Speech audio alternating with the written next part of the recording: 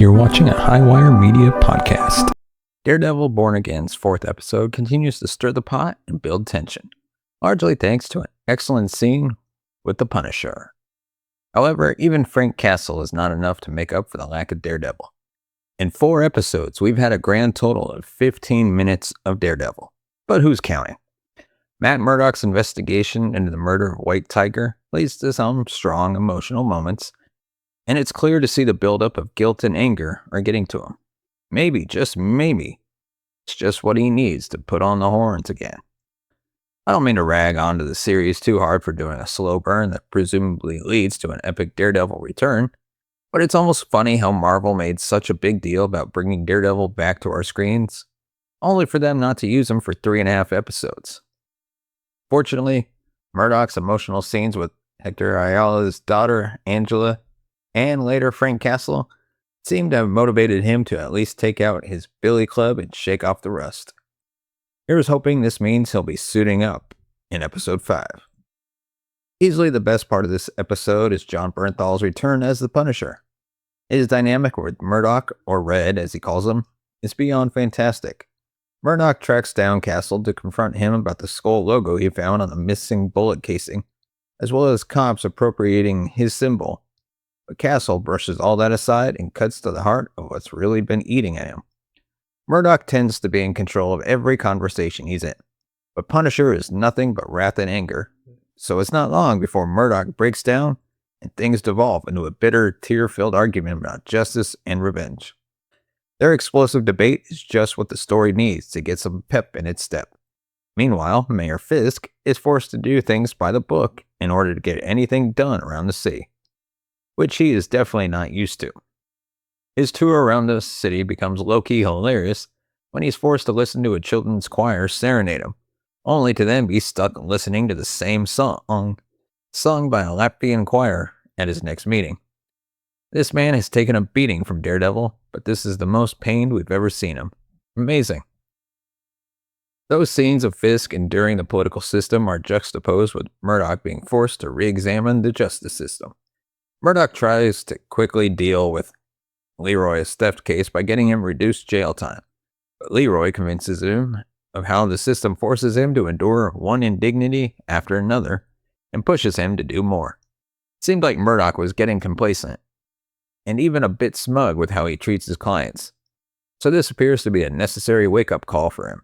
In a way, it complements what Castle told him and how Murdock needs to be more critical of the court. Alright, TV and movie fans, let's be honest. Keeping up with your favorite shows, new releases, and live events can feel like a full-time job.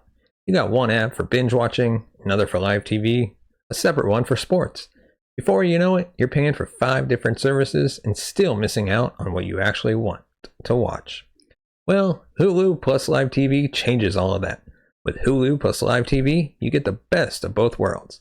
Not only do you have access to Hulu's massive streaming library, we're talking thousands of movies, hit TV series, and exclusive originals, you also get over 90 live channels, including ESPN, ABC, FX, Fox, NBC, and more.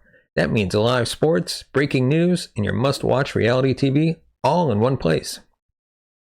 Plus, let's talk convenience. No cable box, no contracts, no hidden fees, just instant access to the shows and games you love, whenever and wherever you want. Watch on your TV, laptop, phone, or tablet. It's completely up to you. So if you're tired of the hassle, the high prices, and the constant FOMO when a big game or season finale drops, Hulu plus Live TV is your all-in-one solution. Sign up today, cancel anytime, and start watching the way TV was meant to be on your terms. Get Hulu plus Live TV now and never miss a moment. Use the link in the description. Join today. Fisk's marriage counseling with Vanessa has finally taken an interesting turn. There are even a few laughs as the husband and wife refer to their illicit activities with thinly veiled code words. As it turns out, Vanessa was unfaithful while Fisk was away, and so we finally gained some insight on why their marriage has taken such a rocky turn. Murdock's love interest, Heather Glenn, is their therapist, and it's fascinating watching her try to navigate their words to uncover their true meaning. I can't help but feel like she's getting into more and more danger with each session, as she's now privy to quite a bit of the Fisk's most intimate dealings. And just in case you thought becoming mayor has genuinely changed Fisk for the better, we see he's imprisoned the man Vanessa cheated with in an underground bunker, so he can enjoy his suffering while dining on his fancy meals. So, as always, once a thug, always a thug. In regards to Murdock's relationship with Glenn, as well as the Latvian attorney he flirts with at the courthouse, it's nice to see him enjoy some genuine happiness for once. His life is so filled with tragedy. It's a welcome change to watch him be flirtatious and romantic.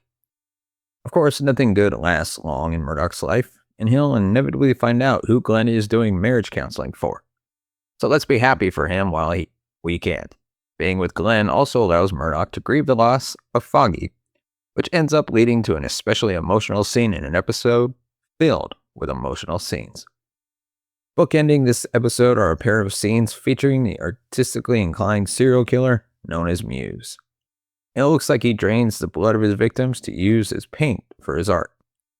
We only get a tease of Muse's setup here, but suffice to say the stage is set for Daredevil to battle one of his most heinous villains from the comics. So we're going to give you some more of our thoughts. In the comics, Angela Del Toro inherits her uncle Hector's amulet to become the new White Tiger. I wouldn't be surprised to see her come into possession of his amulet and take up the mantle in a later season, or even appear in a long gestating Young Avengers project. Are you a superhero or villain in New York City if you don't advertise with some street heart? Murdock discussing Foggy made me realize that we never learned exactly why he was assassinated back in the first episode. Did Bullseye kill him simply to get revenge on Daredevil? Or is there more to the story? So with that, our final verdict, Daredevil's extended absence for almost 4 episodes has now become a point of frustration. But at least the episode is filled with compelling motivation on multiple fronts for Murdock to finally suit up again.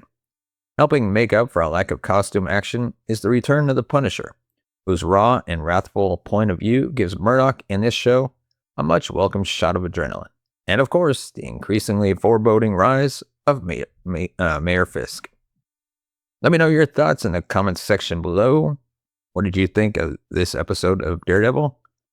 And are you also frustrated with not seeing Daredevil much in a series called Daredevil Born Again? Let me know. And if you want to support the channel, you can buy us a coffee at buymeacoffee.com/cinemagold.